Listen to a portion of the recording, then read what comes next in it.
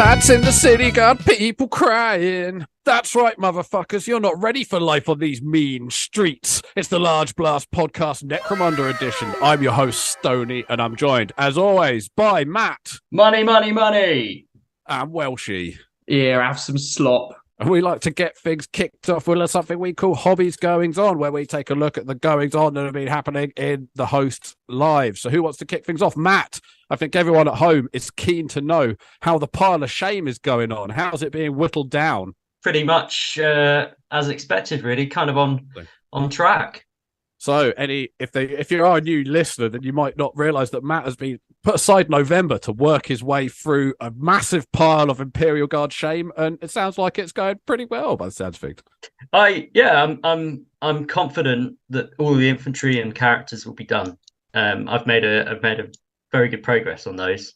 The Baneblades have taken a lot of time, maybe more time than I would have thought. So I'm a bit nervous about the vehicles. I've made my own turrets for the Baneblades that I've wanted to do, and one of the Baneblades is magnetized, so I can play as all 8 options. Holy shit! That's a lot of painting.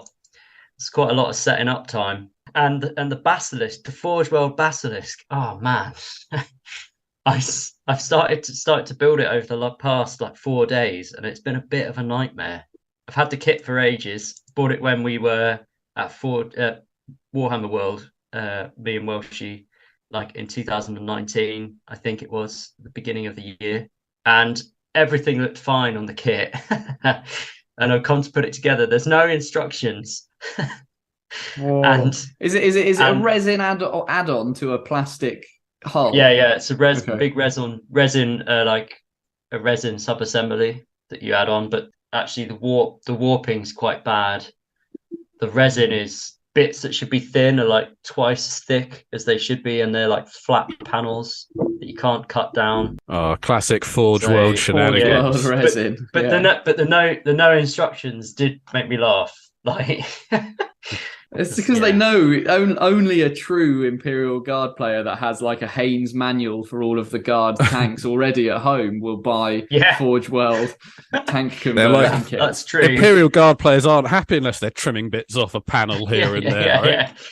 Well, yeah. Still, so what are we saying, Matt? What are we saying? Finished model count as of now. Let's get down to the nitty gritty. If this is Dragon's Den, I want to see your numbers. I want to see the profit margins. What's going on? Finished models right now. We're recording this with 6 days to go, listener, as well. Yeah. So bear that in mind. Okay. All right. So 6 days to go. I've got 10 metal Cadians completed. 10-man Cadian infantry squad completed. I've got 3 las cannon heavy weapon team completed. A wizard / psyker, that's a really old model, completed. And I think and the rough riders are complete. The other Cadians are base coated. Their khaki jackets are painted. I've stripped the 2 Catachan models that I had, and they're primed and based, and they're ready for painting. The Basilisk is the interior. I've nearly finished painting now because I have actually managed to assemble it. Just pause there. You've set yourself a ridiculous target of painting your entire Guard backlog, yet you're still painting the inside of tanks that no one will see. Oh, no. The interior you will see because it's got an open hatch, a big open hatch. Okay. You do see it. I'm feeling a fine effort. Yeah.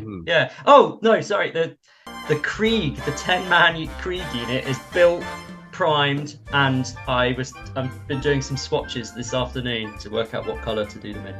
Yeah, it will still be a bit of a slog, but I'm actually over the moon that I've done it. Plus, one of the Baneblades I built from spare parts, so it wasn't just building a kit. I've actually freebie Baneblade. Yeah. So I'm pretty pleased with that. It looks great as well. If you're listening, do go to our Instagram. I posted all those conversions up the other day. So yeah. Excellent. Yeah. And on a different note, I have decided that I'm not going to renew my White Dwarf subscription. Shit! Oh, big! This is a dark day for White Dwarf. Your long-time subscriber Matt has left their ranks. How so? What's happened? Well, yeah, so I've been subscribed now for 2 years, and I don't read it. I've got 5 on my bedside table waiting for me to flick through. I don't like to read them when I go to bed because I don't want to look at them and get inspired. So I don't read them when I go to bed, and that's the only time I read, really. So inspired, guys, that just can't sleep. Can't sleep. I've just got to get up and do some modelling or some masturbating. I don't know what the inspiration is. I resubscribed for Warhammer Plus, which is White Dwarf now is £60 for the year, and it just, if I'm not reading them, there's no point. Plus, I went on to the Warhammer Plus. You get access to the online documentation, all of a library of documents. Can't remember what they call it. And on there was White Dwarf that I literally had started reading because it had been on my bedside table for 5 months, and you could read it for free with the Warhammer Plus subscription. So wow, I didn't know they were that recent. That's yeah. Some of them are from like July this year. So why would I get a subscription when I'm subscribing to Warhammer Plus? I should only really do one thing. And I think actually Warhammer Plus, you get more for your money. Yeah. No, there you go. What about you, Welshie? What hobby progress do you have? Well, I've been doing quite a lot, really. Again, working my way through a backlog, so from one project to another. So since the last time we spoke, I finished painting my Repulsor Executioner, which I'll come back to in a second, my Black Templar Repulsor Executioner. And then I'm painting some Slaanesh stuff at the moment, some Raptors that are old metal Raptors with a few conversions. And then I painted Aragorn just in the middle. So it's quite nice. I'm literally putting my hand in my box and seeing what comes out and painting that. But the Executioner wasn't really nice to go from different colours and stuff rather than getting bogged down in one thing. The Executioner, as with all large vehicles, was a bit of a slog, but an absolute necessity, because the big news is that Matt and I played our first game of 40k in about 4 months, probably. This is probably the longest I've gone without playing 40k. And it was great. I had a wonderful time. It's the first time I played Black Templars and I took every model I owned. So I didn't sit down and piece together like a crazy list. I literally took the models that I owned that I'd bought. That can be quite refreshing sometimes.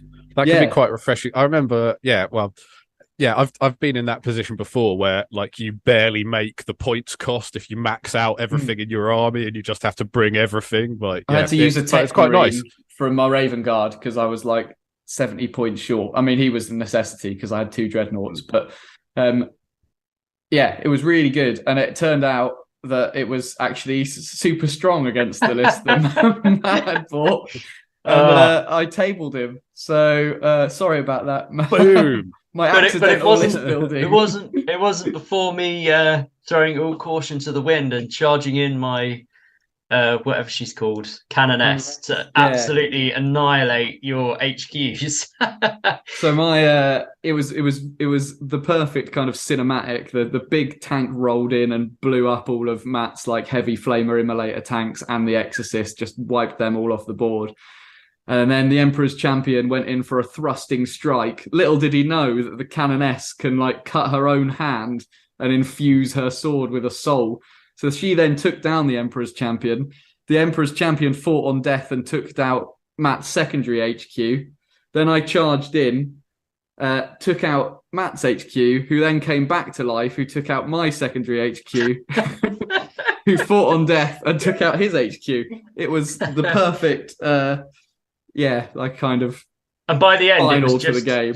It was just her left, and then she got taken down with the last roll of the dice. It was everything a fun game of Warhammer should be, actually. Very cinematic. Awesome. So yeah, super nice. And I'm going to try and do more of that when I play games now. Is just not spend hours poring over the codex. Just take the models I like and put them in a list. And relatively quick as well. It was very snappy. It wasn't. But we did away with secondary objectives, didn't we? We just didn't do them, and it was fine. It was just less to think about. It was nice. Well, some people love the list building aspect, though, don't they? I mean, that's kind of like that. Can be quite fun when you're super into it. List building can be like super fun. You sit on the bog, you take like an hour long shit because you sat there like list building for half the time. Yeah. And I mean, I've done that like competitively, and when Matt and I have played doubles tournaments, I've sat for literally days, like trying to work out all the best possible combinations. Having a massive turd for the Emperor. Meeting nothing but dominoes for days beforehand. Spend a week on the bog. It's fun to just go out and do it in a fun way and ignore all of the rules changes and stuff that I've been moaning about for probably too often on the podcast and just play a game of Warhammer. So yeah, super nice. Stoney, your ZBrush stuff. That's what you're going to tell us about, I assume. Your amazing it's Stoney's sculpting. ZBrush corner. I've been doing ZBrush stuff. I thought, I know that there are people out there that have been asking to buy the Inquisitor thing, and I'm working on it. But it was quite a good thing I printed it in the end and painted it and that, because it is a fucking bastard to paint. Like, I should print the head separately and things, so you don't have to try to get past a bunch of it to paint its face, and it's got a fucking beard. And I hadn't really thought about that. Yeah, it's a you don't have sub-assemblies, do you? If you're 3D printed, it's all one piece. You're just going to get it out as one piece. Yeah, I did print it as one piece because I could easily print it separately, so body and a head. So I might as well do that. And then I was thinking, why not give him a little Solar Marcarius head or whatever the new Solar Man is, and a big sword, and make it you can have a little Solar Man and different beasties to go under the rock and shit like that. So. So hold tight. I'm planning to get him printable and a couple of other things I've been working on. So, hold tight if you want to buy him. Finance, cutting-edge technology. Accurate information, it's the Large Blast Podcast News. Researched by New World Account. Well, I'm afraid, Large Blast Podcast listeners, we've got sad news. We're now going to observe a 2-minute silence for the death of Yarrick. Wait a minute, Stoney, because there's been some reports in. I was getting my bagpipes out. I was going to do Danny Boy. Well, you might be shocked if you're a long-time listener, but I picked up on this little sentence that's in a Games Workshop release that might actually put some credence into Matt's crazy ideas of Games Workshop releasing an In the Warp game. Because, yeah, I know. There was a sentence in here that says, as in kind of the eulogy for Yarrick, now does the God Emperor charge him at his side to enter the greater war, for such as he now made ready. That to me I'm thinking Demon Yarrick or Sainted Yarrick, and that could be really cool. Oh, this could be it, Matt. Your game coming to fruition. Yeah. Far more likely, though, I think the World Eaters Codex is going to come out and it's going to have a nice passage about Angron beating him to shit on Armageddon. But we will see. Either way, we should offer our hats to Yarrick because he's been quite a staple of 40k for a long time. Let's face it, he's an amazing character. That's true. We're sad to see him go. Put him in some golden armor and put him on that bloody horse. So, Blood Bowl fans, Dungeon Bowl, it's coming back in a big way. We've got an expansion coming out with new bits for your Dungeon Bowl board. Not that I'm sure any serious Dungeon Bowl player even owns a Games Workshop board and has probably pieced them together out of old bits around the place. But if you're an official guy that buys official merch, then we've got new Dungeon Bowl expansion. So what's new about this Dungeon Bowl? I think nothing other than the cards. Which is interesting. Did the old game... the level and the rule pack. Did the remake come out? I don't even remember it coming out. I remember us talking about it. We mentioned it in passing a few months ago because I really like Dungeon Bowl. In fact, I prefer it to playing Blood Bowl.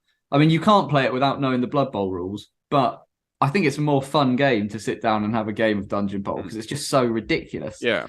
It's somewhere between Hero Crest and standard Blood Bowl.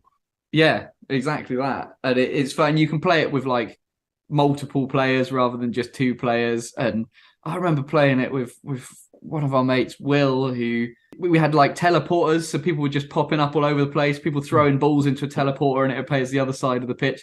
Really, really good fun. So I guess if you're listening to this and you played Blood Bowl and you've never played Dungeon Bowl, or fuck it, if you don't play Blood Bowl at all, just play Dungeon Bowl. You don't have to buy this kit, but I highly recommend it as a game. I think we've got to say all round, for all the people that we've known that we used to play 40k with and everything, who then went on to play Blood Bowl. If you are a 40k player and you want to, if you're looking for 40k that you can play quickly with a bunch of people that aren't necessarily into 40k, Blood Bowl is fucking amazing. It's a really good game.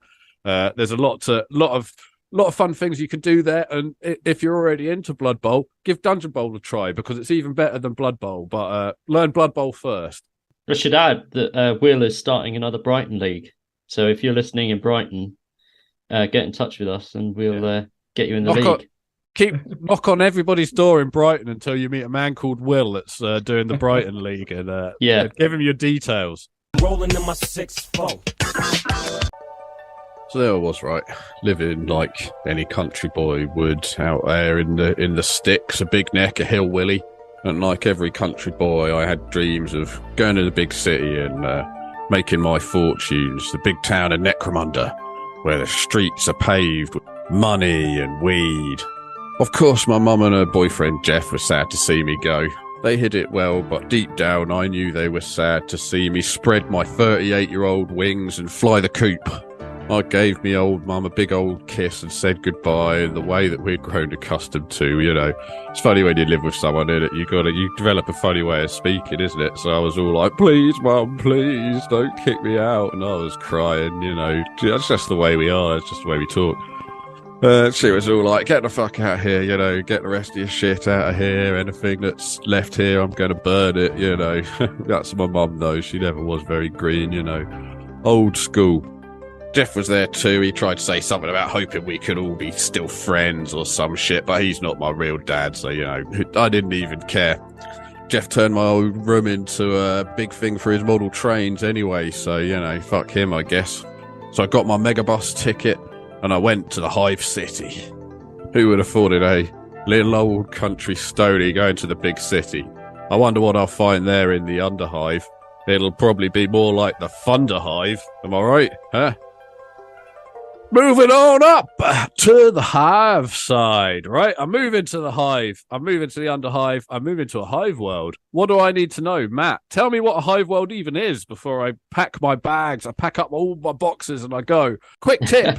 If you move in house, never put all your books in one box because the bottom of that motherfucker will fall right out in a minute. Anyway, Matt, that's a good tip. That's a good tip. So I thought I'd just introduce you guys to what a hive and a hive world is. I mean, I know you know, but it's good to recap, because actually I learned a couple of things when I was doing a bit of research into this earlier. So a hive city is basically a man-made mountain. It's a mountain of city. It's a fully self-contained city that is home to millions or even billions of people. They're literally thousands of kilometers wide, like a countrywide city. Thousands of years of buildings on top of buildings, on top of buildings. They can be in clusters of hive worlds and then of hive cities, and then you get a hive world. So it's a world that can be completely covered by cities and hives. But they're built over tens of thousands of years, literally in many cases stretching back to the age of technology. So a lot of these, their origins are pre-imperial, which is interesting. And they're normally most usually capped with great spires that stretch for thousands of meters. So these things are huge. They're kind of unimaginably huge. I mean, they're like proper landmarks on the world, aren't they? Yeah. They're like zits coming off a big planet, are like essentially. Zits. Yeah, well, they are. Yeah, and they are like mountains. I think they'd be bigger than Everest, really, if you're trying to picture one in your head. I think they remind me of when you see them. We're looking at a picture. It looks like possibly is this from the Dark Tide trailer? We're looking at a picture of here of the I think hives. It's from an older one.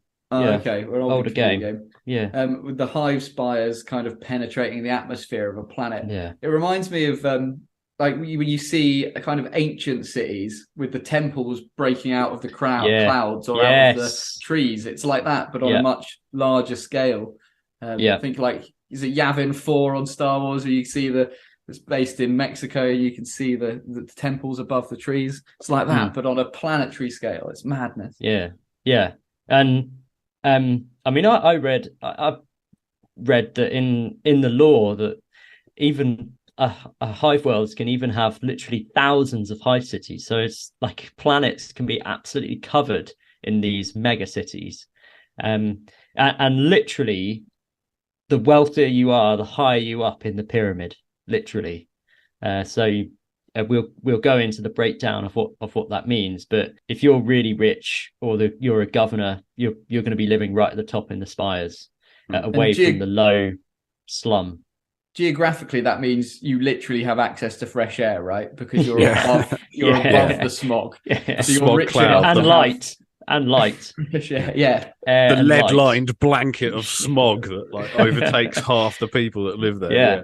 Because obviously the bottom isn't even ground level, because I mean, I imagine these cities could almost be as deep as they are tall up in the air. So the great tunnels and catacombs, and this is called the Underhive, which we'll go into much more detail. But the Hive City is such a 40k setting that, of course, famously Games Workshop set an entire tabletop game in one such city, Necromunda, which we're going to go into. But just finishing up on the lore side of the Hive cities in general, they are economically self-sufficient colonies. I guess you could almost say that they're a colony. So they produce all the industry, all the processed foods needed by all of the people that live in them. And actually, they're crucial to the Imperium's survival, because actually they produce more goods than Forge Worlds. Well, yeah. So I mean, it's that kind of thing where, I mean, we've touched on this in other episodes as well. Is like 40k, the game is about big wars in space to like protect what? Like what's the back end of all the, what's the, you know, means to the end of all this stuff? And that is people that live in big hive cities, people like you and me that want to watch stuff on TV about, like, I don't know, a demonette. Oh, she's single and she's got to date one guy in a big collection of dudes and they've got to do a rose. Exactly. Yeah, she's got 6 tits. That's what the program's called, 6-tit demonette bachelorette party or whatever. I don't know. So we're all sat around at home watching shit like this, betting on, I don't know, whatever, Jacaro racing or whatever it is that we do with our time. And that's what Necromunda and these big hive cities are all about, is like, this is the normal people. This is the guys with tracksuit bottoms on outside the betting shop. This is where it's at. This is Necromunda. Yeah, that's it. And actually, like the biggest resource they have is humans. So they are full of billions upon billions of humans. And that is breeding ground for sin, but also it's perfect to get recruits for the Imperial Guard and the Space Marine chapters. So their ultimate resource is the humans that live in them, and then having the work and the resources go into them to make stuff then feeds everything else. It's like that the hive cities are invaluable to the Imperium's survival. But it reminded me of a real world stat, which, if I remember correctly, I don't know where I heard this from, but apparently the whole world's population could fit and live in Texas with the density of New York City, and then the rest of the world would be uninhabited by humans. So if you picture that in your mind, that's the modern world living in Texas, but times it by 10 and maybe reduce the size of it to maybe Sussex, 10 times the Earth's population, put them all into Sussex. That's kind of the amount of people that we're talking about. It's a lot of fucking people squeezed into a very small space. I think looking at the architecture, or thinking about the architecture of these things, do you reckon, like, obviously the first ones of these came about as kind of like shanty towns, like you say, building upon building upon building upon building. I don't know. And do you think now, or now maybe they've seen that, and when they get to new planets, they construct a hive, a kind of like, I don't know, like I don't know what you'd call it, but are they being inspired from accidental hives to design hives, or was it always the plan to have these giant pyramids? Well, I read earlier today that it's been theorized that when humanity were in the dark age of technology, that actually to maintain and to get the best out of a planet, it would be better to put the whole human population into one area. So like the Texas analogy, if we put everyone in Texas, then the rest of the world would be uninhabited by humans, and the rest of the world would be better without humans, and the ecosystems would be better, and you could terraform it better, whatever, you could mine it, whatever. And I think mining's more likely, isn't it? Yeah, you're right. Everyone in the same place means you can mine the entire surface. Yeah. So the hive cities kind of made sense. That's the crazy thing, is it's like it's the GW solution to real world problems, really. It's like, how do you solve, how do you solve overcrowding? Oh, you make massive hive, make grimdark hive cities. Yeah. Well, I mean, I don't know where I've read this before, but I mean, the whole argument for putting everyone in Texas would be that you'd say no one would have to travel anywhere, and you'd have everyone in one place, blah blah blah. So you can kind of understand that from colonizing a planet in terms of getting ships and supplies down to a planet. It's easier to have one point. And then why would you want to live on the other side of the planet if you could live by the spaceport? Well, it does rely on a level of mechanization and potential AI. I know there's no AI in 40k to run the rest of the planet. You do need people to do the farming. Yeah, you don't need people to do the farming. But what's kind of interesting is, in a hive city especially, is it kind of is a lot of it is just overcrowding and people like building their own shit. It's a bit like a kind of a massive futuristic favela, or I don't know if you know what though. I can't remember what that town was. I can't remember if it was in Hong Kong or Shanghai. Yes, the Hong Kong town. It was called Kowloon City, and it was in Hong Kong. 500,000 people living in there or something. It was crazy. It was insane, and they were completely shut it down.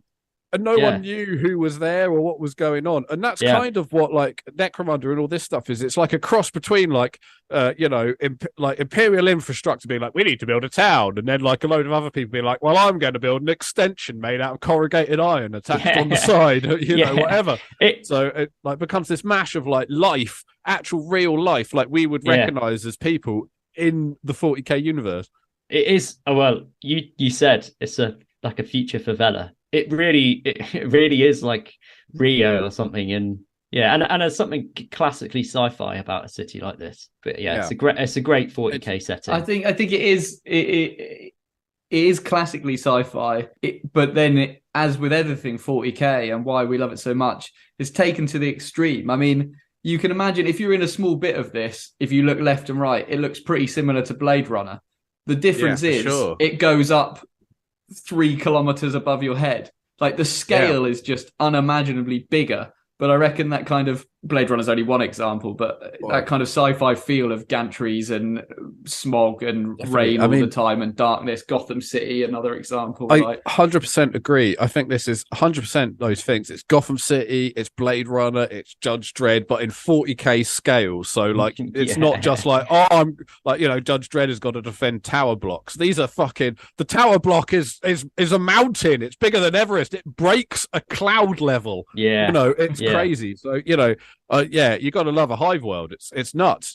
And what I think is really cool about it is they have left a lot of the lore very open about it. I don't know if you can go back and be bothered to listen to our James Swallows episode that we did many moons ago.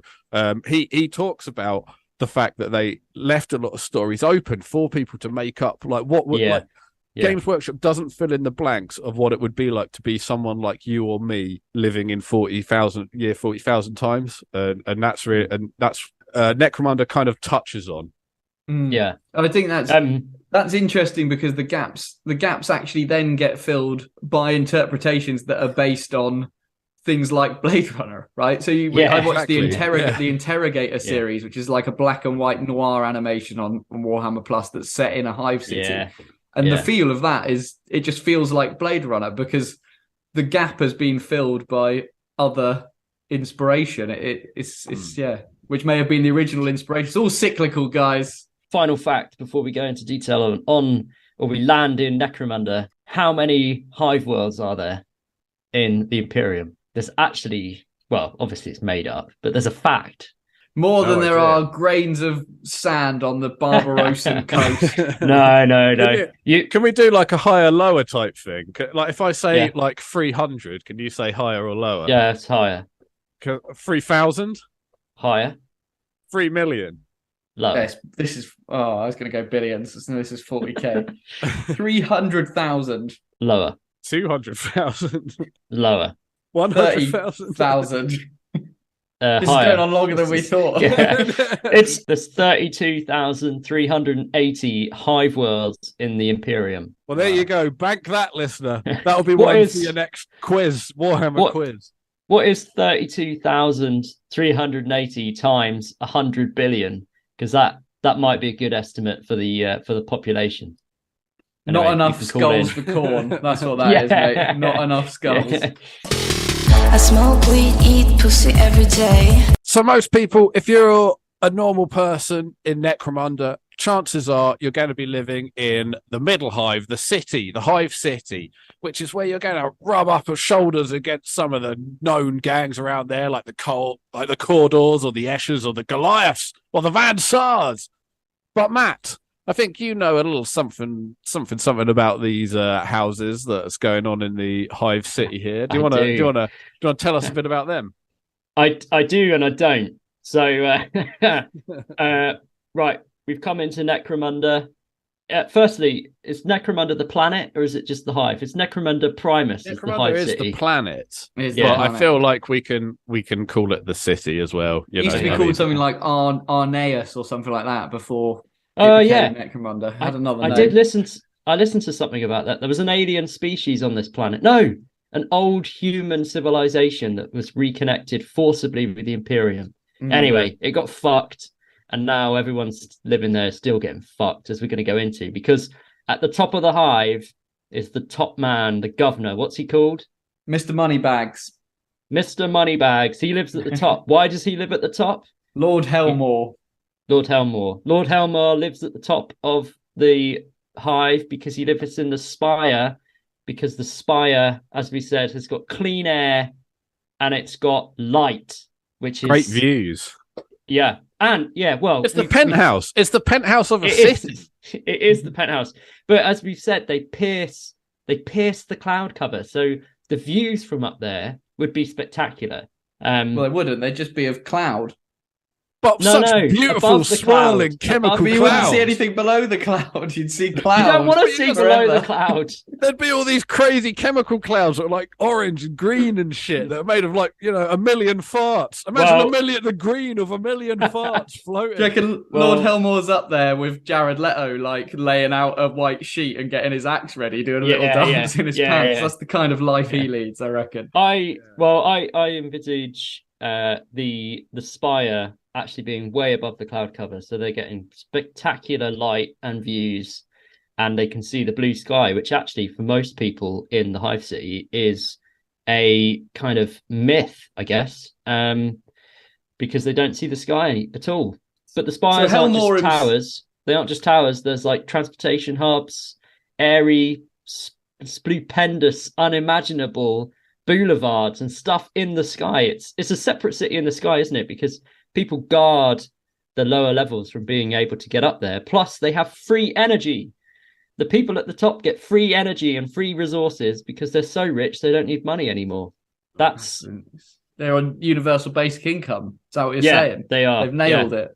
Yeah. But Lord Helmar specifically, or not specifically, but the bloke that lives in the top of these spires, they are the Imperial House or head of the Imperial House, right? So they are reporting directly to the Imperium, and they are responsible at the end of the day for ensuring that the tithes from the city reach the Imperium. And as long as the tithes are reaching the Imperium, no one really gives a fuck about what Helmar's up to. Yeah. I mean, like looking at this is a classic business technique, guys. I mean, come on, you can call it a Hive City, you can call it a triangle scheme or whatever, but this is a pyramid scheme on a goddamn a reverse funnel system, whatever you want. This is a pyramid scheme on a galactic level. The only thing I'd be interested to find out if in a world where there's loads of hives, which a hive world is, there must still be an imperial governor who's responsible for the tide on the planet. Is responsible for the whole planet. He just can only obviously live in one hive. The city must have its own like mayor governor, and then they must report to him. Anyway, who knows? That's semantics. There's a rich person at the top, and there's fucking billions of poor people below them. So the rungs below in the reverse funnel system are the kind of, there are noble houses that live in there, too many to go into each of the noble houses for Necromunda, but also in terms of who's running stuff and the reason Helmore and the person at the top is getting all the free energy, the people that live right at the top. It's the market guilds, right? So there's guilds that control the most important stuff in the city that have a lot of power. So do you remember those water guild models that they released this year that we absolutely loved? You've got the water guilds that control the water. You've got the air guilds that control the air for the entire... Imagine being in charge of the air for the entire 10 billion people in the city. I think there's a monetary guild who's in charge of like coinage and that kind of stuff. There's these kind of... Essentially, they're services at electro guilds. I was reading the air guild have got these pets called Zephs, which are kind of like inflatable balloon animals that can go and like search out pure oxygen, and they suck up the pure oxygen like blowfish, and they get really big, and then they start floating really high. These like creatures, you've got to like, they just set on poor people. It's like they find it fun to watch them eat the oxygen from inside people. Suck out all their oxygen, and then you've got to kiss it out of a fish. Yeah, it's just like kissing an oxygen out of a blowfish. So those market guilds are super powerful, right? And I think they kind of report directly to... Hey, you know, if I'm living up in that top spire, then the barbecue sauce guild is getting created instantly. I need barbecue sauce pumped from the lower levels up to me. Oh yeah. So yeah, we've talked about the air guild and water, two of the most important things. The TV license also important, but there are other guilds as well. The Prometheum guild. So I think that puts into perspective the smog, right? I mean, presumably everything kind of... I'm imagining oil heaters and stuff in your houses, like old-fashioned oil heaters, because we know that everything's kind of reused, isn't it? So they potentially like melting down fat sources and make it... Maybe everyone's house smells like that chip oil that they get, like McDonald's takes the fryer. Industry's going to use it. If we said that Hive cities are making a lot of shit, then businesses are going to need to get those guilds on their side. Maybe even more than air. One of them's the Iron Guild, which just makes me think straight away of like, you know, the like mafia-run scaffolding and like concrete pouring in New York when they were putting that up. I mean, it's going to be just like that, isn't it? Where you're paying, someone's in charge of all of the iron sources for expansion and welders and all that kind of stuff. Well, that's just it. It's a bit like even if you're living in the Spire and you're buying stuff, you realise that it's coming from like even if it's just being used as cheap labour from Ray down there in the Underhive, the sump. You know, you're getting people on there that are like some shifty motherfuckers that are also burying some bodies in the building that you're getting made or whatever the fuck it is you're doing. Definitely, and seeing as you mentioned bodies, then there's the Electro Guild, but I mean that's fairly simple. They just run the electricity. But there's also the Corpse Guild. So I think that is really sinister in that they're in charge of, they're kind of undertakers for the entire Hive City, in charge of body disposal. But they can't just be simple old undertakers, not in 40k, right? These are Frankensteins or some shit, right? Yeah. So I think this is where, and they've just released, literally, I think a few days before we recorded this, some models for the Corpse Guild, which I think are blooming brilliant. But these guys are involved in the recycling of bodies, right? And if you go a long way back in our back catalogue, you will hear us eating Warhammer 40k style food that we cooked, come dine with me style. And I remember old Nico cooking us some corpse starch. And these are the guys that make the corpse starch blocks. So the food that you eat in Necromunda, if you can't afford very much, is literally reconstituted starch from bodies, corpse starch. Well, yeah, they play an important part. You got to when people are your biggest resource. Yeah, recycling people to make more food for people kind of makes sense in a weird 40k way, you know. It does. They also render down the bodies into fats to make soaps. I guess you can get oil out of bodies. Yeah. They also the little story that Games Workshop put out with the new models today was essentially, if you're there and the Corpse Guild are there collecting up the bodies, they're not really bothered by the jewelry. They'll just give you the jewelry if you kind of stood there because they want the body. That's their thing. Flesh is worth more than gold, weight by right, weight if in you know what to do with it. universe. There you go. I mean, it's not going to be like, you know, all those cash for gold adverts. That's going to be like, as your grand just died, send it to old Jimmy Corpse Scourge Maker right here. Yeah. We'll take the fillings right out of teeth and throw them in the bin, and then grind the teeth up into a new kind of You can paste. keep the jewelry over here in Jimmy's cornstarch, now in new chunky peanut butter flavor. Yeah. I mean, my first reaction to that little GW story would be to run away, because if you're there and the corpse guild are there, like, they could just kill you and then you're just another corpse. Do you think they've got, like, they're probably funding the gangers to keep the there's got to be some. I mean, let's face it. Like, if you're a gang participant, then having someone that like disposes of corpses on your side. I mean, it's the Victorian. It's the killing people for experimentation. People used to sell bodies, didn't they? And kill people. Yeah. Sell skeletons and things. Was it old H.H. Holmes? H.H. Holmes used to sell skeletons. You'd be like, oh, I've got this pharmacy with a bunch of gas taps that go into people's rooms for no reason. What? And I've got a bunch of skeletons to sell. What are you talking about? That's got nothing to do about it. I'm a scientist, damn it. I come across skeletons all the time.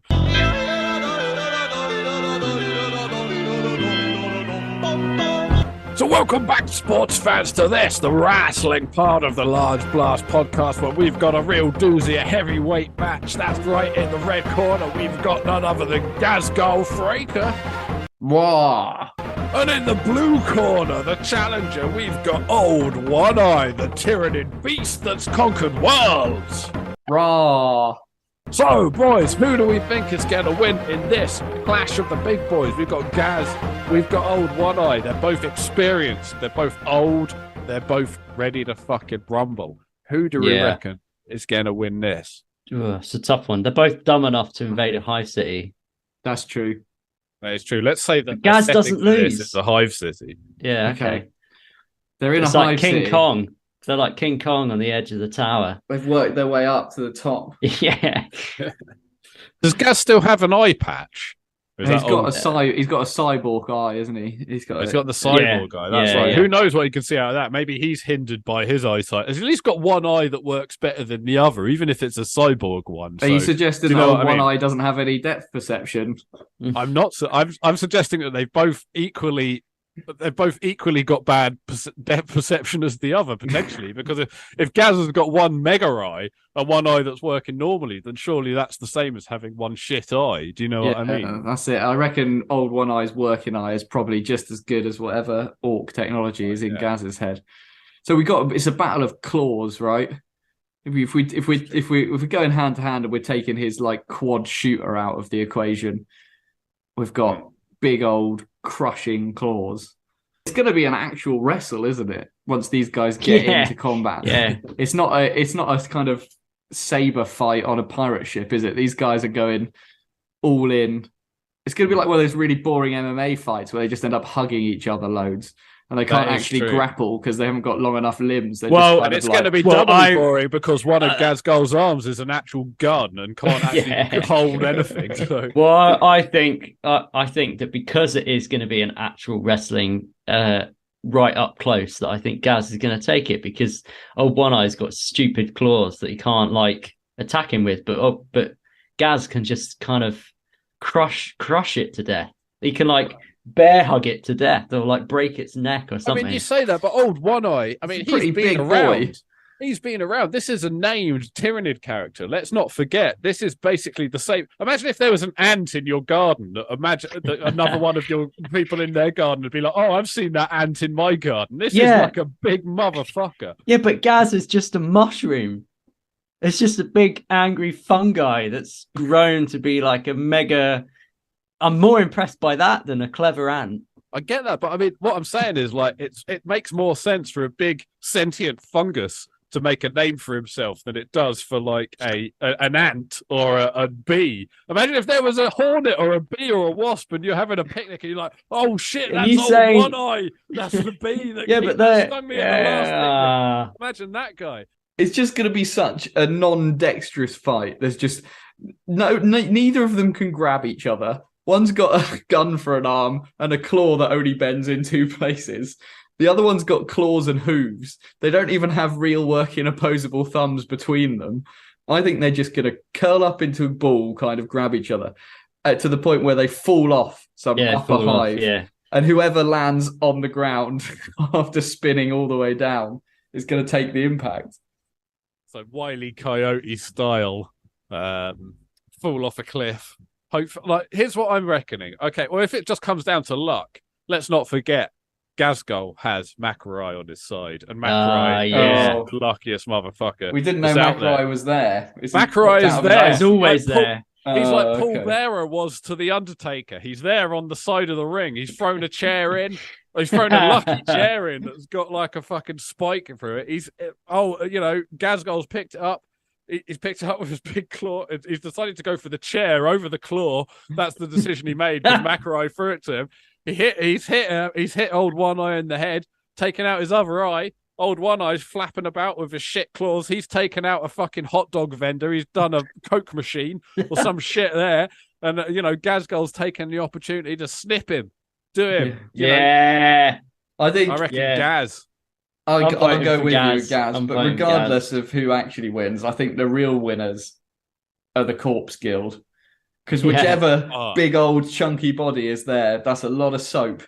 It's a lot of corpse starch.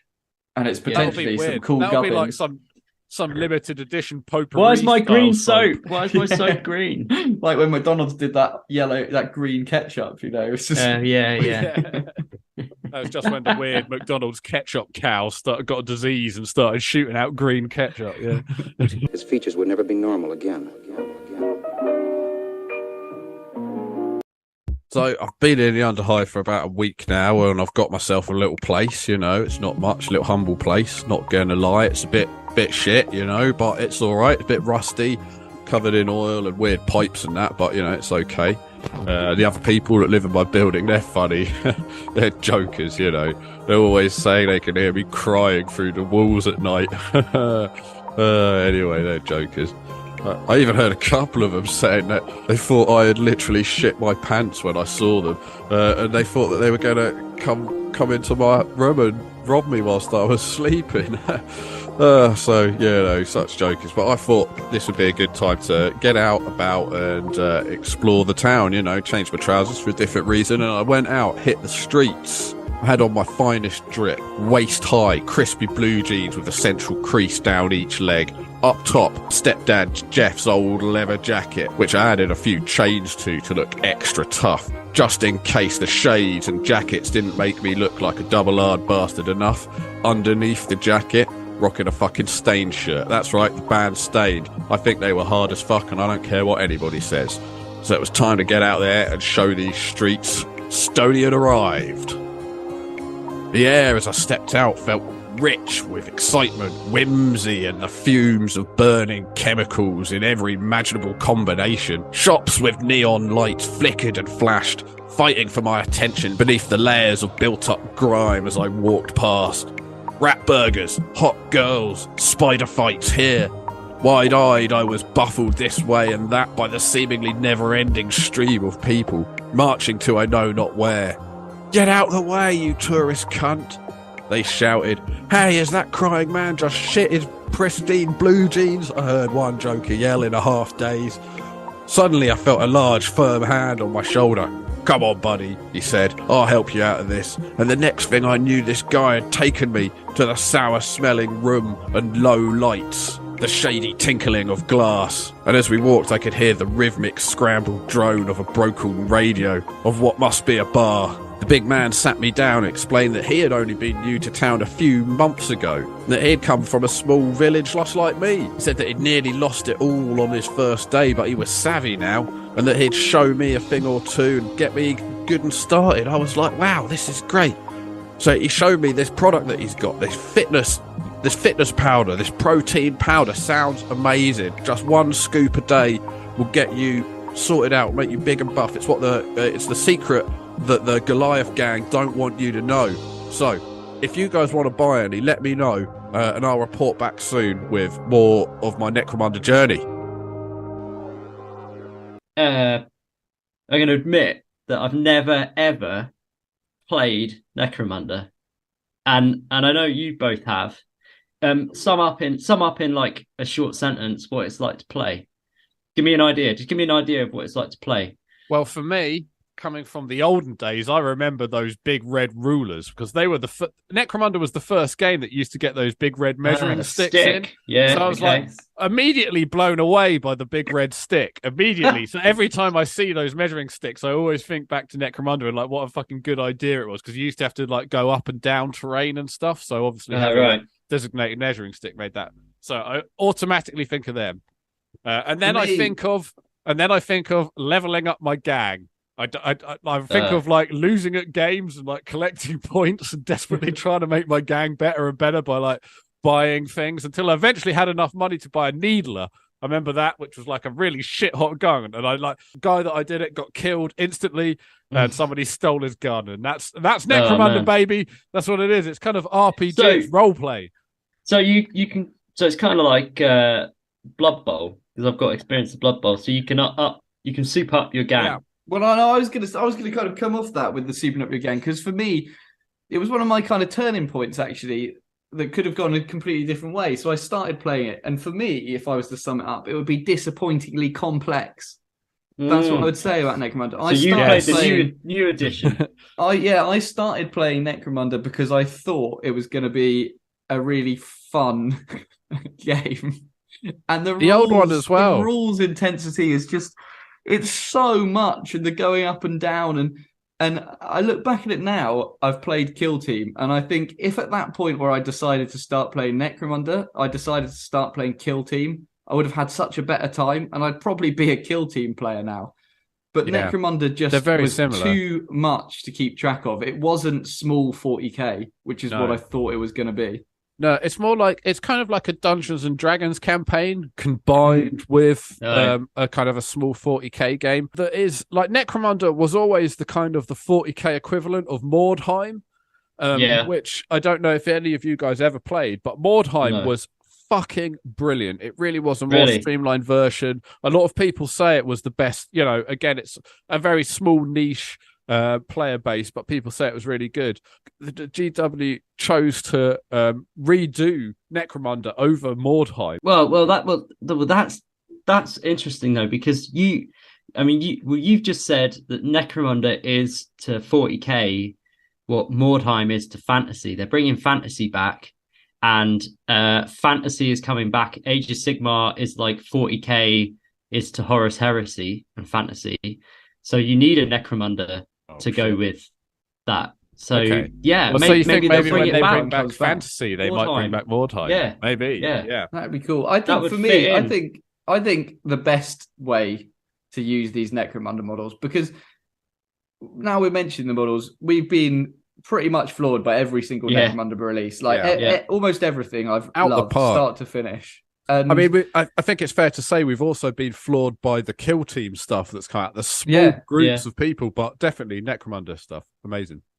I think the way to play Necromunda is to paint the models you like and to build some scenery and to not bother rolling proper D6s, but to get the Dark Heresy book out and to set up a Dark Heresy campaign using Necromunda models.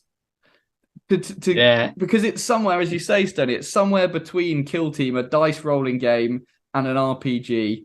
Just make it an RPG and use these amazing models to bring it to life when you're playing with your friends and play Dark Heresy set in a hive. I think that is the pinnacle for these models. In fact, I'm even thinking about doing it now. I would play that. Running a campaign for you guys with some of these models, and I'll give you a couple to paint up and...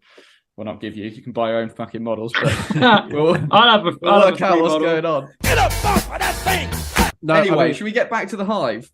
Yeah. Let's go back to the hive. So I've moved into the hive. I'm looking for I'm living down in the slumps. I'm living down in the hive. There's a bunch of gangs. We all know the gangs. We've got Caldor, we've got Escher, we've got Goliath, we've got Vadsar, Orlok, Delac. All your favourites, all the guys you know and love. And I'm living down there, just like you would be living down there if you was living in the Underhive. And what kind of life can I expect here in underneath the clouds, underneath the smog with the scum and the normies? I think the thing is with this, and pretty much any setting as a normal guy in 40k, is you don't know any different. You're just waking up and experiencing your day.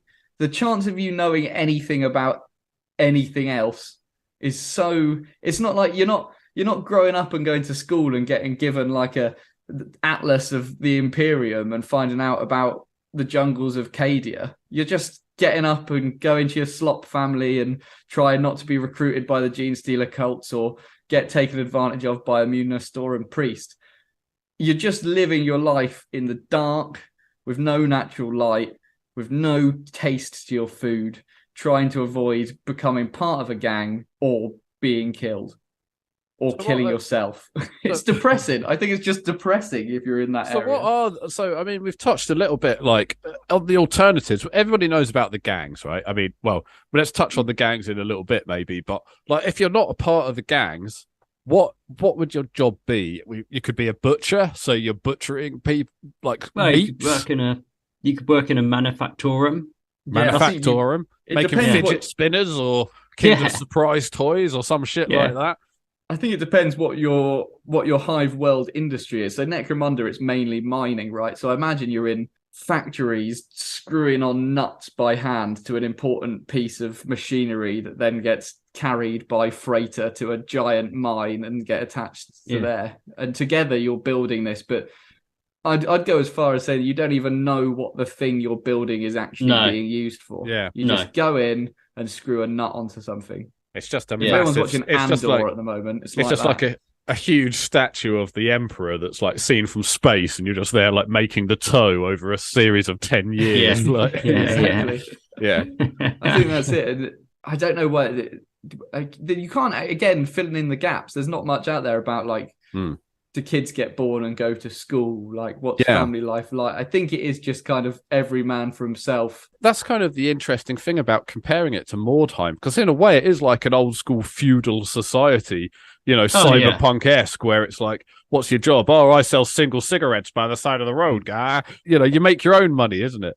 And I guess people work for what we know about the gangs, right? So Escher, the crazy ladies that import all of the fabrics and are involved in kind of rare animal skins and stuff like that. So there must be people that work in the factories stitching together the animal skins for the Eschers, or working in the chemical factories making the compounds for the Goliath gang to juice themselves up with, or people that work on the soldering the chips for the Van Saar, That's right. The Goliaths must have like at least one, baby grease factory. Johnson & Johnson still exists in the Underhive, Yeah. Someone's got to make the like helmet, the like fire holding helmets for the Redemption. Yeah, exactly. Yeah.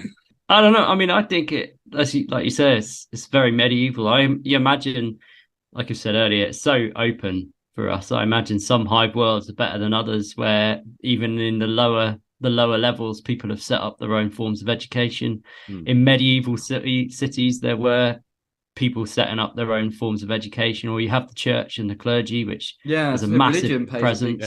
Yeah. And you can imagine the guilds as well. It would be in the interest of the guilds to set up schools and educations, which I think they did in like medieval London and stuff, where the guilds were powerful institutions. So you can imagine that there are, if you can get in, or you have the right connections, you can get an education. Well, I mean, if it's anything like, you used to join a guild to, learn a trade that would kind of set you up for life. And that and everybody in the guild knew the secrets. So it's a bit like a Facebook group, but for the old days. So it'd be like, oh, what? Oh, we all know that. So it'd be like, you'd be like, oh, how do I don't know, do this kind of paving slab if you're like a road paving slab layer, and they'd be like, oh, well, I did one of them back in 93 or whatever, and they'd give you the information. It was like shared information, which is what a big group of people, which is what we know Necromunda in these big cities are all about. So obviously guilds are about this kind of like hoarding of information and sharing it with the right kind of people, right? I guess you're literally trying to make your way up in the world, right? That every day must be being consumed with making enough to buy a house slightly higher up, not losing your job and ending up lower down the Hive. So we talked a little bit about the Cawdor earlier, the Cawdor, and we said a little bit about religion and stuff like that. So is the Emperor? What do people know of the Emperor in these hives? Is he God? Is it a bit like Christianity or something? What's going on? I'm pretty sure it is like Christianity. He is like a god. It's probably one of the only things they know about beyond their city block, almost, or at least their hive city, is that they've never seen the sky, but they know that the Emperor is on Earth. I think at some level, all humans in the Imperium know that. It's one of the few things that they know beyond anything else. It pretty cascades down. Like, you can imagine the Munistorum priests higher up the hive have got a brand new, like, veal skinned book of the Emperor, and his tales and talking about war. And by the time you get down to the lower houses of the hive city, some blokes managed to pick up a pamphlet that's fallen down an air duct, and it's got like a couple of words saying how the Emperor's great because he can't get out of his throne, and that's it. They've just focused on the fact that they know the Emperor can't get out of his throne, and that makes him superior to anyone else because people serve him enough for him to never leave his throne, that kind of thing. It's everywhere, isn't it? I don't. So do we know anything, like, do the Cawdor and the Redemptionists and all of that, are they all about the Emperor? Is that the Ecclesiarch or whatever it's called? Do they exist inside the hive cities? Well, you know it with Cawdor and why those weird chicken runner things look the way they do is the explanation in the lore for that is that they've seen like a poster somewhere for the Imperial Guard that's got some sentinels, and they've kind of just tried to copy the way the legs look on a sentinel, and that's the closest they're ever going to get to understanding the real forces of the Emperor. I don't know how much they know about other than someone's come in and said the Emperor is almighty and powerful. They're not going to know what Terra looks like. They're never going to have seen a picture of Terra. No. I mean, you wouldn't want to. And of course, in the old model range, you'd have the Arbites. Yeah.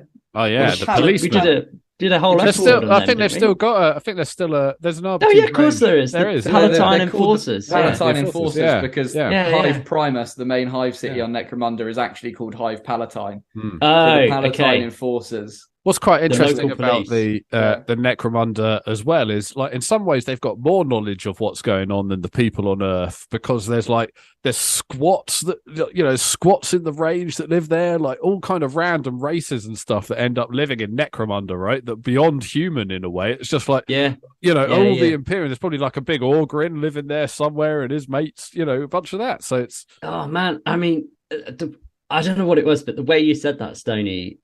It's just something you just said then, which just made me think, like, for all of those billions of people, for all they know, they may well be on Terra, or the Emperor could be in the next hive. I mean, it's no different. A world away from the next hive, they're never going to get there. There's no difference between the next hive and Earth that is like the other side of the galaxy, wherever it is. Like, it's like a tube map. It doesn't have to be geographically correct. Yeah. They may have the understanding of the Emperor may be exactly what it is, but it may be that he isn't on the other side of the galaxy, because otherwise his authority is kind of questionable. Well, I mean, like if you were living at the bottom of one of these underspars, let's say there's 1 billion people there, like you were saying, Matt, there could be up to 1 billion people living in one of these. 100 billion. 100 billion people. So you're living next door to like 65 million people or whatever the fuck's going on, So and it's just like, and every one of them, your next door neighbour's telling you, convert to gene stealer cults. The next one's like, I've heard that the Tau's pretty cool, and somebody else is like, the Emperor. It would all just be the fucking same. You're just amongst a bunch of people. So much information. Well, it's why it's the perfect breeding ground for gene stealer cult, right? I always thought if I ever sat down and tried to write a Warhammer novel, I was always going to base it in here and have it as a kind of young kid gets taken into what he thinks is the Munistorum and ends up being indoctrinated into a gene stealer cult. You wouldn't know any different. Yeah, the cult of the four-armed emperor, is exactly that. People get sucked into this gene stealer cult because they don't know that the emperor doesn't have four arms. Yeah. They've just heard about a great guy. Yeah. But for all of the Underhive trash, for all of the people that do fall for the cults, I mean, I'm willing to bet there's 10 that don't, and for every 10, there's 2 that join the Imperial Guard. There's maybe 1 in 100,000 that end up training to be in a Space Marine chapter. Who are the Imperial Fists on Necromunda? They've been drawing people from Necromunda forever. That's where it links with the story of the original name of the planet, because when in the Great Crusade, the Imperial Fists were the Space Marine chapter that ended up trying to defeat the advanced human civilization whose home planet was Necromunda. And the Imperial Fists won.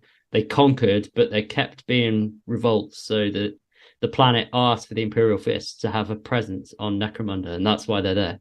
10,000 years later, they're still there.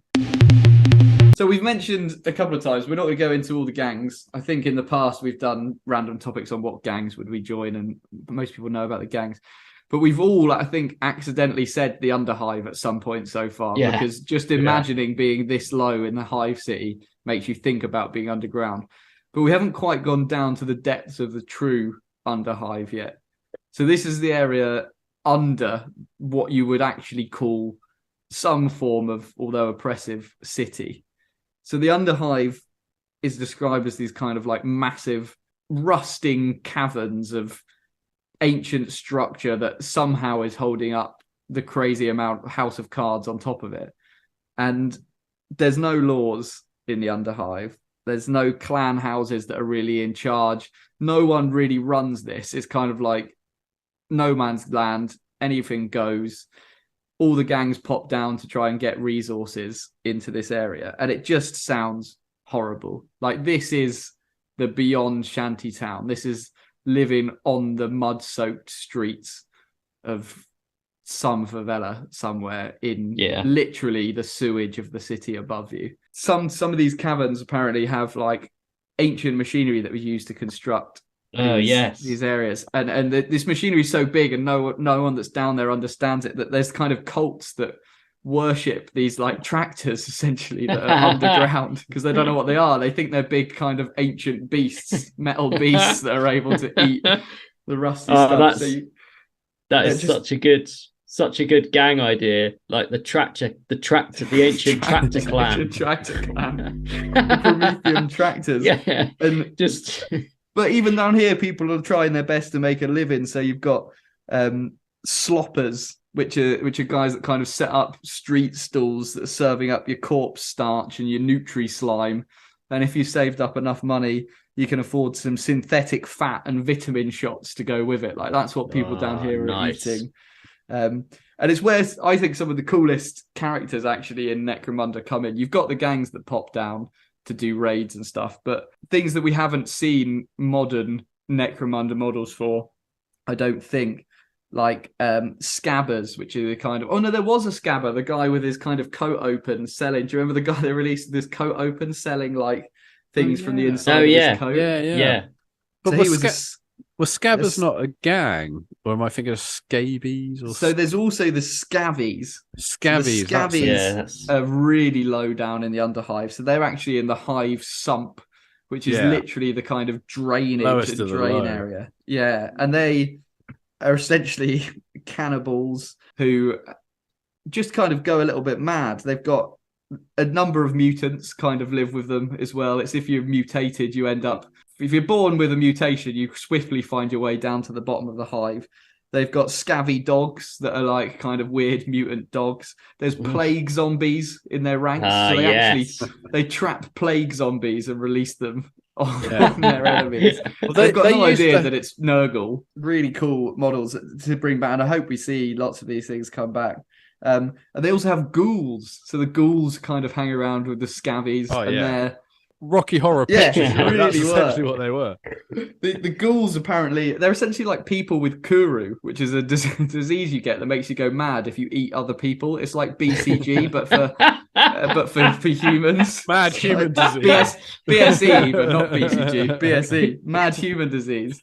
Called ghouls. And they also have mates that are called scalies. So the scavies and the scalies, who are like lizard men. Man. They're like Killer Croc from... Batman. So those guys are living in the sump. You've got the rat skins that are down there. These guys are really weird. The rat skins, and they did used to have a model range, I think. These guys rat skin are like snipers. No, they're ratlings, Stoney. Sorry, Stoney, you gave me a model. Lumping all the metahumans into one group. You gave me a model. I painted. Yeah, I remember those guys. The rat skins, and they're like supposedly tribal. They like out Cawdor, right? They're kind of rag-driven tribal guys who don't believe in violence because they believe if they kill somebody, they'll get haunted. Apart from like one set of them that are called the Totem Warriors. So they believe that they're like superior ratskins who will kill someone, and instead of the spirit haunting them, they'll just absorb it and become empowered by the spirit of the thing that they killed. And these guys are like complete outcasts. They're not allowed anywhere, the ratskins. They're just like, no one befriends them. They don't do anything. They just kind of keep themselves in the dark. So it all sounds pretty crazy down there. So you might think, if you're up in the noble houses, why the hell would you ever want to go down to the Underhive or the Sump? And that's where the Spirers come in, which I guess comes from aspirants. So these are like, they're essentially like Bruce Wayne. They're like they're like rich kids that have to prove themselves to their parents, go down into the Underhive, and they have to survive in the Underhive. So they're like, oh, yeah, we're so noble. We're going to go down. We're going to see what the Underhive's like. We're going to take a gap year down in the Underhive and try and survive. Except they also go down with the most expensive suits of like Iron Man armor and essentially are untouchable. They used to have models back in the old day as well. And they were did. Like, they're full on like kitted out like goddamn Rambo, those guys. Have like fucking... I was going to do that as the blast from the past, Stoney. The 70s, the 80s, the 90s. Oh, we're going back in time. Is that a space squad? It's time we take you back with a blast from the past. So yeah, you're right, Steady. The Spira models range was incredible. There's one guy that looks like Doc Ock. There's guys that look like Iron Man. There's one that looks just like Bird Person from Rick and Morty. He's got like Dr. Octo. He's got an albatross-style wingspan on him. That's bigger than like 3 times. That you could fit 3 of those models into that wingspan. He's fucking huge. If you want to see what we're talking about, just Google Spira, SPYRER models, and this range is just incredibly. But silly. I remember, like, because I remember building a gang of spiders when the Underhive expansion came out for old school Necromunda. It'd be like, oh, a new gang, Spirers or whatever, and you could take like 2 of these models versus like a 10-man gang because they used to just fly around or whatever and destroy everything. Yeah, it is really, really kind of crazy that. And again, just epic 40k that despite it being the most horrible place and you've got to contend with living in actual sewage, you might just get shot by a really rich person that's on a day trip to go and kill some poor people. Yeah. Oh, these are great. Yeah. But you can almost imagine it being some kind of like weird Running Man star reality TV show where it's like, we sent Gordon Ramsay to the Underhive with nothing but a fucking double-barreled shotgun and a will to survive. Other than his like protective suit that's invulnerable to bullets and his wings and his power tools. And his protective suit that's invulnerable to bullets and his fucking meat cleaver that's made of titanium protective steel. So, ain't gonna lie, things have gone from bad to worse out here in the big city. Turned out all that protein powder was just buckets of sand. I fell for a scam that used being a pyramid scheme as a legitimate front. I felt like a right dozy Doris. And to make things worse, I'd forgotten to ask the big man his name, so finding him had become next to impossible. I did try asking people on the street if they knew any big men, but it was met with sexual misunderstanding at best. I've been doing what I could to earn a crust. I tried catching spiders to put them in the spider fight, but without the cash to buy the performance-enhancing spider drugs, I never stood a chance. I tried melting down old bullets I found for lead, but I never knew which ones were going to explode on me, so after a nasty case of mild face burning and a big old scar, I decided to call it a day on that as well. That wasn't till one day I saw the big man.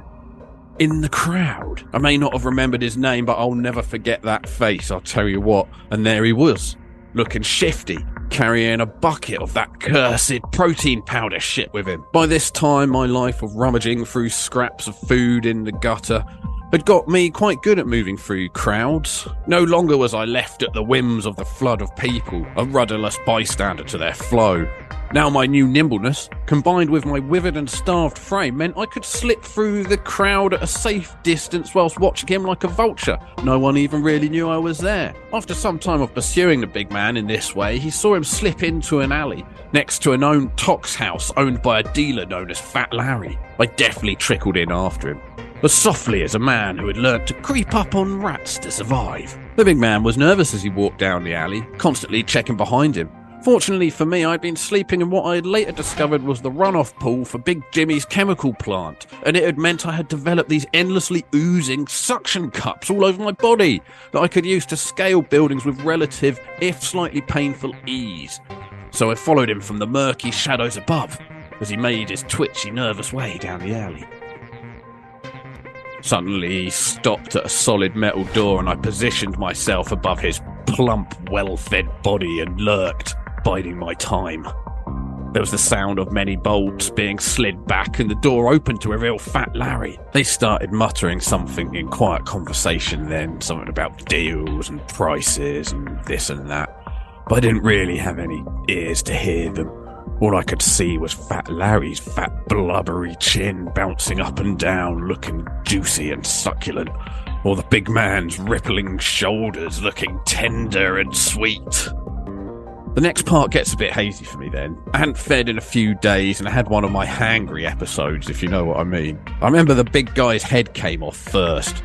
My fingers had grown into these sort of sharp claw-type things, you see. So I sliced his fat neck right through, severing his head with what looked like a look of confusion and horror that let me know he had probably seen me just before the end. Larry just stood there bewildered in the spray of blood that fountained out of the sloppy stump of the big guy. Too bewildered to even notice the seconds it took me to get within disemboweling distance of him. Either way, long story short, turned out that bucket that the big guy was bringing Fat Larry was full of drugs. I'm hoping things are going to really turn around here, if you know what I mean.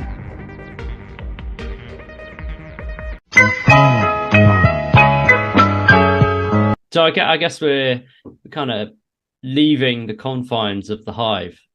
So as we leave Necromunda, Hive, whatever it's called, I just wanted to have a quick chat about other famous Hive worlds. Necromunda is obviously famous because of the game. Armageddon is a pretty famous one, but can anyone think of any others? No, those are the big two, and now you've told me there's over like 30,000. I'm feeling bad. Armageddon? Well, you said Armageddon. Did I? Yeah. Your whole intro. All right. What's the most famous? What's the most famous Hive world? Come on. Well, Terra, I suppose, could be considered a Hive world. Terra is. But I like to think of it as a beautiful and pristine seat of the Emperor, because that's what my Restorum piece has told me. It's full of lush jungles and seas and shimmering golden towers. Well, a few others as we close off. Medusa, which is famous Imperial Guard planet. No. Iron Warrior. Yeah. Isn't that where Ferrus Manus, Iron Manus Hands. is from? Iron Hands. Yeah, but there's loads of there's loads of Imperial Guard vehicles that are made from Medusa. They're made in Medusa, so they must have lots of forges. Worldy type. They make stuff there. Yeah. As in Ferrus Manus, the guy with liquid arms that likes to make stuff. You know, it's a giveaway. It's a dead giveaway. Yeah. He should never have fingered the Void Dragon. Yeah. The Vergast, which was in the Gaunt's Ghost novels. That's quite a famous scene, Welsh, if you remember that, which is Helm's Deep, where they all drive out in Lehman Russes. I seem to remember it being like... into the fray. They're all being attacked from it's like an assault on the Hive City. Yeah, that is really good. With the giant all the houses are involved in that, aren't they? And one of them's corrupt and one of them's not. Oh, that's a brilliant novel. That's a good novel. Really good. Vestroya, which Vestroya's in the Russian fellas. Yeah, the amazing metal Imperial Guard figures, yeah. Wow. Vigilus, which is the campaign planet, like a year ago, which was the. But you don't get the. And I guess this is why Necromunda exists. Is that all you hear about happening on these other Hive planets is all out 40k war, and it's not what. You don't get the sense of the Hive that you do. Yeah, but that's the great thing is Necromunda is literally an entire game, an entire thing. We've made an entire episode essentially on this. And that's one Hive city and all of these fucking. I mean, I know Necromunda's a planet, but like that just goes to show you that, like, again, like 40k, it allows you to like make, if you're like, oh, I want to make a gang that's like fucking whatever clowns or whatever shit it is, and you can do that as well, you know. Well, Armageddon, there's loads of like the Gav Thorpe's Last Chances novels. They're set in Armageddon in one of the hives, and there's kind of to and froing with the hives, the hive gangs and the Imperial Guard and stuff. Obviously there's Hell's Reach, which is the name of the Black Templar film, based on the name of the Hive city. Mordian, the planet with the Mordian Iron Guard from, that's the Badab, which is the famous campaign. Krieg, the planet of Krieg, used to be a Hive world. Isn't it just trenches? Okay. Yeah, it was a 500-year nuclear war. Yeah, a lot of the big worlds are Hive worlds. We just don't know them as such. So what about Birmingham? Birmingham must be a Hive. I think Birmingham. It's a forge. It's a manufactorium or some shit. I believe. What qualifies something as a Hive world? How many of these Hive cities do you have to have? Is it like you know, now you've got to be a city, you've got to have a cathedral and a university or something like that, isn't it? That's good. No idea. Who knows? I mean, more than two? I don't know. Yeah, because I mean, there must be a load of places that have a Hive city. Do you know what I mean? There must be a load of planets that have a Hive city, and that's you're right. That's basically it. And they've got some country bumpkins maybe or something like that. But but how many places are like we say Armageddon and all the rest of it? That's just like Hive city after Hive city. It's got to be like 10 all over every. It's like, you know, when you fly over a piece of land and you're like on a plane, you're like, holy shit! Every single available piece of land is being used here. Yeah. You know, it's like but like that, but just with like a massive mile-high fucking Hive cities, you know. Yeah. Oh, well, that I mean, that's what I've always loved about Hive cities. There's something so iconically 40k about it, like we've said, but you see them in the games, like we mentioned Darktide in the latest trailer, you see it from space. I think I've said this before, I love seeing Hive cities from space. They just look so cool. The idea of the spire actually not just piercing the clouds, but actually piercing space with a space elevator on it. Oh man, give me more of that. That's what makes so cool 40k different from other franchises, is the scale. It's just like for every one man that dies in fucking Star Trek or something, 10 million men die in fucking 40k, you know. So I was going to say, like, whatever's happening in the Hives is not really somewhere I'd want to live. And then I thought, but it's somewhere we probably all would live, because the numbers just work out that if you happen to be born in the 41st millennium, you're probably in a fairly shit bit of a fairly shit hive on a fairly shit hive planet. But conversely, it might be one of the safest places to live in 40k, because you're living on a hive city. There's probably going to be other hive cities on that planet. So therefore, they're very strategically important. Might be a major planet like Terra, and therefore there's untold billions of people defending that planet with massive structures and defenses. I mean, but what's really cool about 40k and what makes like Necromunda and stuff really 40k and Grimdark is it's not that much safer to live in than it is like out on the battlefield, as it is like literally like you might be a simple shoe shine boy or whatever, and you like shine the fucking shoes of Goliath wrong and he fucking tramples your head into the curb. Yeah, I reckon that's what it's all about. Is like it actually isn't that much different from being at fucking war. Yeah. I reckon if you were living in the Hive and you were spending every day concerned that the Corpse Guild were going to come and render your flesh into soap, you probably dream of a demonette coming and shoving their claw up you. That's it. If imagine if your mum died or something like that, you'd be like, "Oh, I can't eat for a week in case I'm eating a mum bar." You know, Matt, what if the Tau invaded and tried to take over? You know, you'd finally get to make your dreams come true. But this is the thing. They wouldn't invade. I mean, the only people silly enough to invade Hive World are orcs. Right. And to understand why, you have to listen to our last episode. But my final thought on general Hive Worlds is that I came across a planet called Caligula.